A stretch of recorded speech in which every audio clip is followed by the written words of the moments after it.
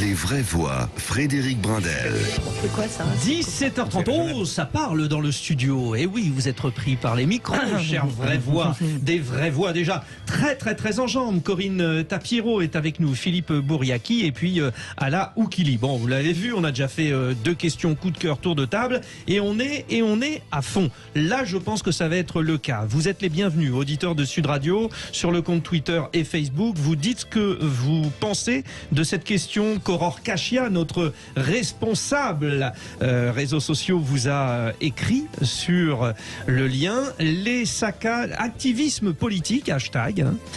Les saccages se multiplient. Est-ce le seul moyen de se faire entendre?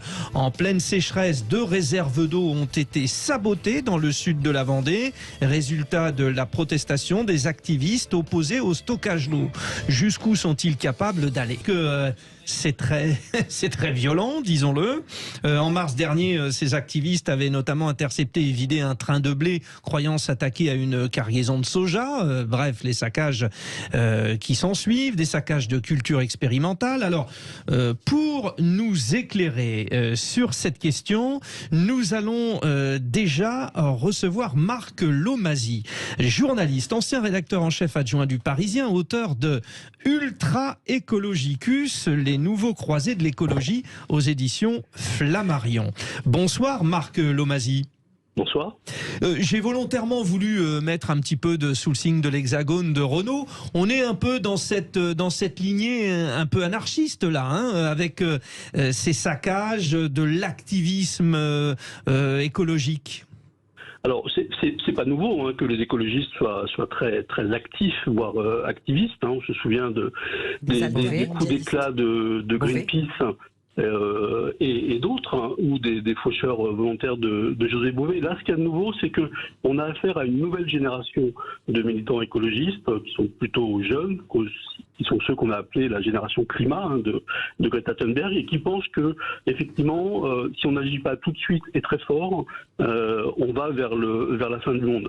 Et c'est vrai que cette urgence écologique dont ils se réclament, on le voit aujourd'hui avec cet été, avec les canicules à répétition, une sécheresse absolument historique, des méga-feux qu'on n'avait jamais vus en France. C'est vrai que tout ça leur donne un peu raison. Bon, les vraies voix vont réagir et vous poser des questions, c'est le principe. J'aimerais juste rappeler, pêle-mêle, 300 trottinettes mises hors d'usage à Lyon par extinction rébellion, 140 antennes télécom 5G sabotées, à Grenoble, destruction volontaire d'infrastructures électriques, certains dégonflent les pneus des SUV, d'autres détruisent les jacuzzis personnels, et puis bien le Tour de France est arrêté à plusieurs reprises avec dernière rénovation qui mène une campagne de résistance dont l'un des représentants a aussi arrêté la finale de Roland-Garros. Alors, activisme écologiste, vous qui êtes un écologiste, cher Philippe Bouriaki, réaction et puis sans doute question à notre grand témoin. Bien sûr. Déjà, merci de m'interpeller là-dessus. En tout cas, pour l'écologie au centre, nous sommes pour l'activisme, mais pour l'activisme pacifique. Je vais vous citer un exemple. Les copines de One Voice, qui défendent la cause animale, qui luttent contre la corrida, qui luttent contre les expérimentations des animaux, font des manifestations statiques, propose aux gens de signer une pétition et éventuellement de se retrouver sur une boucle sur laquelle elles peuvent avoir des informations, mais ne va surtout pas au contact, ne va pas dégrader des biens publics, des biens privés. Ça, nous les condamnons avec la plus grande fermeté, sans aucune ambiguïté. D'ailleurs, je pense que mes copains d'Europe Écologie Les Verts sont sur la même lignée, mais on soutenait Alternativa, on soutenait PETA, par exemple, qui fait de l'activisme pacifique et pour interpeller les gens. Nous pensons que c'est les urnes qui vont définir l'orientation politique. C'est pas l'exaction coup de poing qui vont se retourner contre eux. Nous dénonçons par exemple effectivement les bassines de rétention d'eau dans le Poitevin, qui sont pas des bassines de rétention d'eau de pluie, qui sont des bassines de rétention des nappes phréatiques. Nous en parlerons tout à l'heure à 18h15 parce que effectivement c'est un moyen utilisé par les agriculteurs et les agriculteurs en parleront. Mais bref, on a bien compris que vous êtes pour un activisme passif. Est-ce que je me trompe si je dis que vous êtes dans les règles de l'art de la Déclaration des droits de l'homme et du citoyen, c'est-à-dire faire librement sans que ça nuise à autrui? Mais complètement. C'est une règle d'or que tout le monde doit s'imposer. Lorsque vous êtes un républicain et un démocrate, lorsque vous vivez en démocratie, c'est les urnes qui tranchent. Vous faites des actions qui font parler de vous très bien, mais vous ne devez pas porter atteinte aux autres. Mais justement, c'est intéressant que vous parliez d'urnes.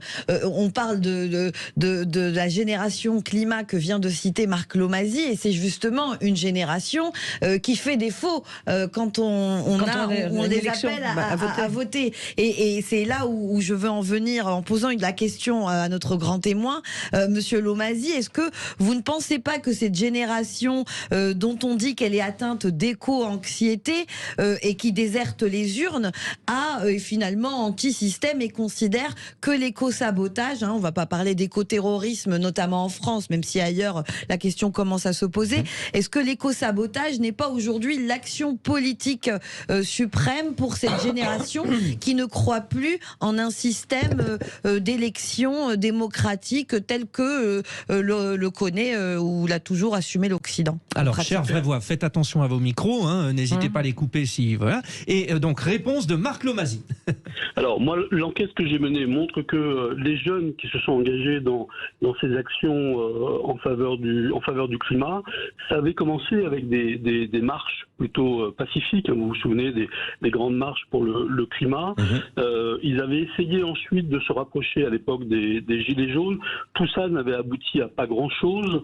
Et puis il y a eu la grande convention citoyenne sur le climat qui les a beaucoup déçus. Et donc, résultat des courses, ils arrivent aujourd'hui, en tous les cas, c'est ce que je montre dans ce livre, avec une idée qui est que les actions pacifistes ne suffisent plus. Et que donc, il faut passer à la vitesse supérieure, il faut monter d'un cran et aller jusqu'à effectivement ce qu'on pourrait appeler des actions d'éco-sabotage. On l'a vu, vous avez cité le train de céréales. Il y a bien d'autres initiatives. Alors, ils n'ont probablement pas les moyens. Moi, j'ai été interrogé des agents des services territoriaux. Ils n'ont probablement pas les moyens de s'attaquer à une centrale d'énergie ou des choses comme ça. Mais le ton monte dans cette jeunesse parce que c'est vrai que quand vous êtes persuadé que si on continue comme ça, on va vers la fin du monde, il n'y a que deux solutions possibles. Soit vous tombez dans une forme de dépression, c'est l'éco-anxiété que vous avez cité, soit vous vous révoltez. Et c'est ça qui est très inquiétant avec des jeunes qui sont de plus en plus tentés d'aller vers des actions radicales parce qu'ils ne croient plus effectivement au système politique. Et donc il y a deux écologies, si vous voulez, qui sont irréconciliables. C'est l'écologie pragmatique de gouvernement qui a été pendant la campagne présidentielle incarnée par Yannick Jadot. Et puis avant lui, tous ceux qui ont participé au gouvernement, et puis tous les écologistes, et puis une autre écologie radicale qui elle, est prête à aller très très loin pour faire entendre sa voix. Bon, on rappelle que Extinction Rébellion a appelé aux rébellions.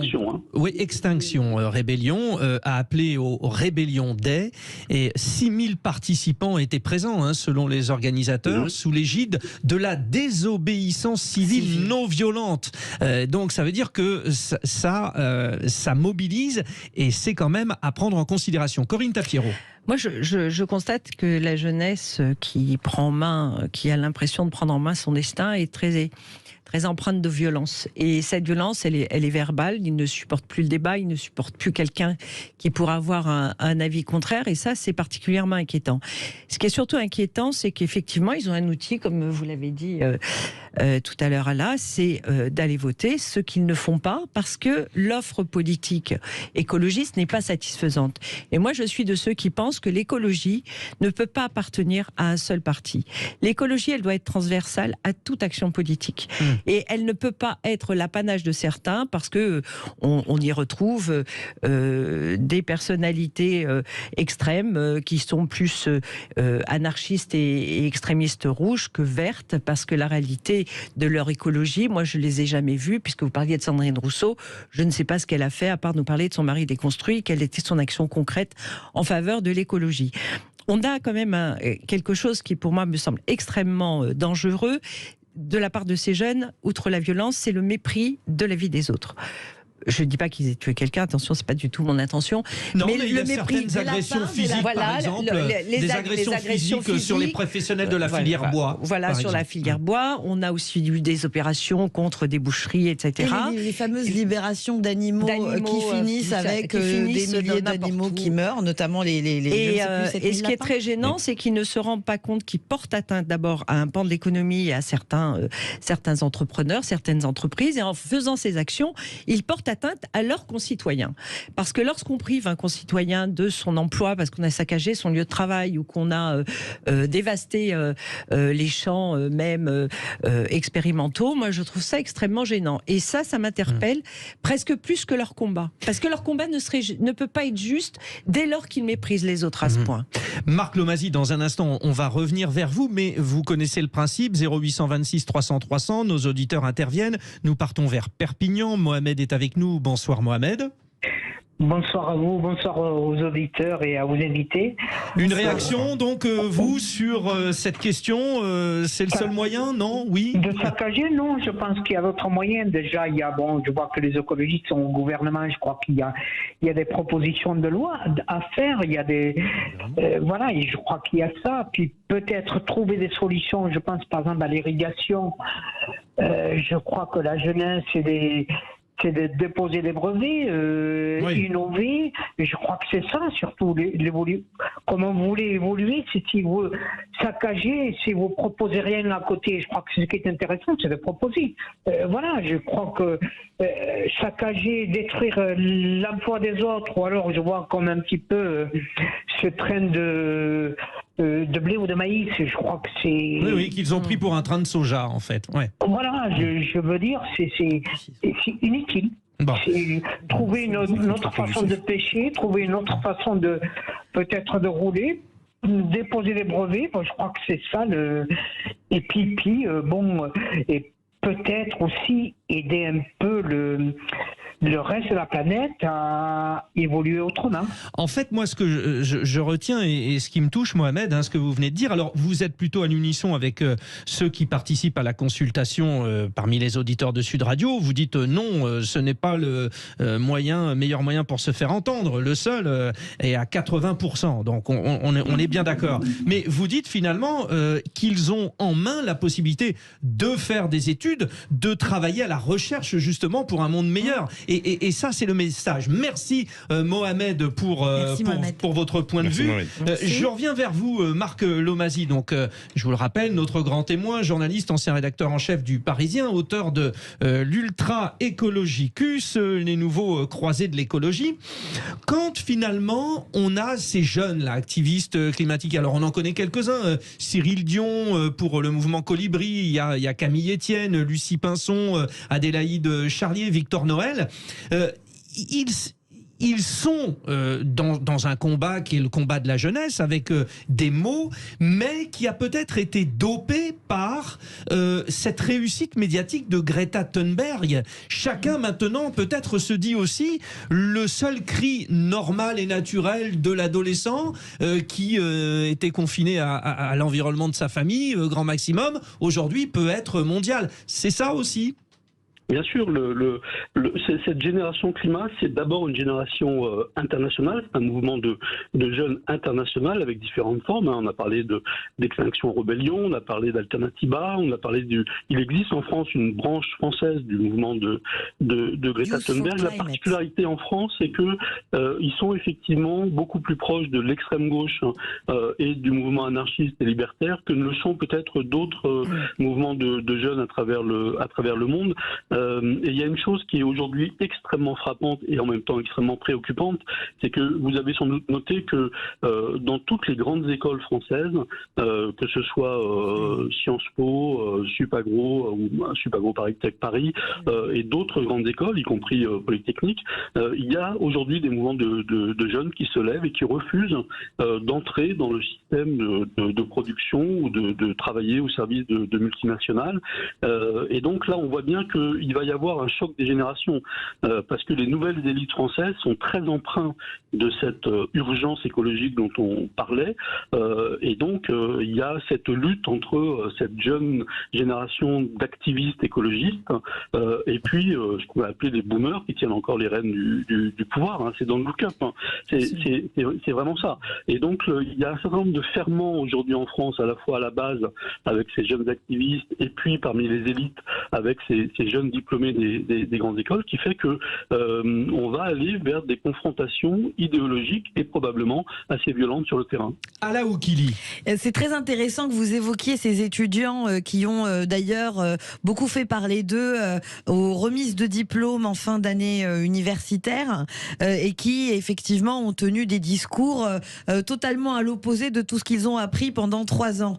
Et est-ce que vous pensez que vous parlez d'un choc qui arrive entre les générations, notamment ces nouveaux surdiplômés ou grands diplômés des écoles d'ingénieurs, mais j'ai lu aussi que c'était bon de futurs employés qui voulaient travailler à temps partiel, qui voulaient prendre du temps pour eux, etc. Donc je me demande si l'engagement il est le même chez eux que chez les autres écolos, éco-saboteurs qui sont plus dans la violence, et si eux, en fait, entre ces deux catégories, il n'y aura pas également un affrontement, parce que visiblement certains veulent juste retourner à la campagne et travailler un peu mais pas trop, et pouvoir on va dire faire pousser du basilic et de la tomate, et puis d'autres qui ont vraiment envie de renverser totalement le système. C'est effectivement difficile parce que chacun est singulier, mais il y a soit le rêveur ou soit le cauchemardeur finalement, hein. Réponse de Marc Lomasi. Alors, effectivement, moi, dans l'enquête que j'ai menée, j'ai identifié un certain nombre de tribus. Il y a notamment une de ces tribus qui sont ce que j'ai appelé moi les néo-utopistes, c'est-à-dire des gens qui renouent avec l'idéal communautaire, qui vont faire de la permaculture et de l'agroforesterie dans des petites communautés, c'est-à-dire qu'ils sont en rupture avec le système, mais de manière extrêmement pacifiste, j'allais dire dans leur coin. Les hippies des années 70, hein, les hippies des années 70, ouais. Et devant eux, il y a les punks. Et puis, alors les punks, on les a vus dans les ZAD. Et puis après, ces activistes écologistes, c'est une nébuleuse. Donc il y a les animalistes dont on a parlé. Il y a eu des tentatives extrêmement violentes de libération d'animaux. Il y a une brigade spécialisée de la police qui s'appelle la brigade Déméter, qui a mis un terme assez rapidement. Il y a les nouveaux hippies dont on parlait à l'instant. Il y a les activistes du climat. Il y a les décroissants. Il y a les écoféministes représentés par Sandrine Rousseau aujourd'hui. Donc c'est une nébuleuse. Le point commun à tout ça, c'est, je pense, sortir du système.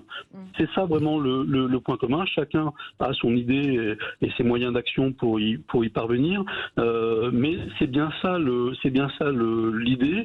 Donc on parle aujourd'hui, le thème pour moi central, c'est la décroissance. C'est ça qui fait la ligne de rupture entre ces écologistes radicaux et le reste de la classe politique. Si l'on met à part la France insoumise, qui s'est assez rapidement, après quelques réserves, mais assez rapidement ralliée à cette idée de la décroissance, qui est une idée portée au sein du mouvement Europe Écologie Les Verts, par exemple par Delphine Batho et même par Sandrine Rousseau. Et je crois que ces idées-là sont aujourd'hui majoritaires au sein d'Europe Écologie Les Verts. Donc ça signifie que, pour résumer, tous ces jeunes et moins jeunes écologistes radicaux veulent sortir du système par des moyens plus ou moins violents. C'est la facette sombre de l'écologie activiste d'aujourd'hui, cette tentation de la violence, mais tous veulent sortir du système, et le mouvement de rapprochement qu'on a vu entre le mouvement écologiste et l'extrême gauche au travers de la France insoumise montre ça. C'est une voie politique de sortie qui permettrait d'éviter peut-être, ou en tous les cas d'offrir un débouché politique à des jeunes qui seraient tentés par la violence. Très enrichissant, très complet. Merci beaucoup. Nos vraies voix avaient encore beaucoup de choses à dire, mais elles auront l'occasion de le dire dans un instant. D'ailleurs, elles vont être testées, nos vraies voix. C'est le grand jeu de l'info à suivre. Et oui, et nos auditeurs de Sud Radio vont rire, mais ils vont jouer aussi. Peut-être auront-ils l'occasion de vous avoir battu. Ça arrive, ça arrive.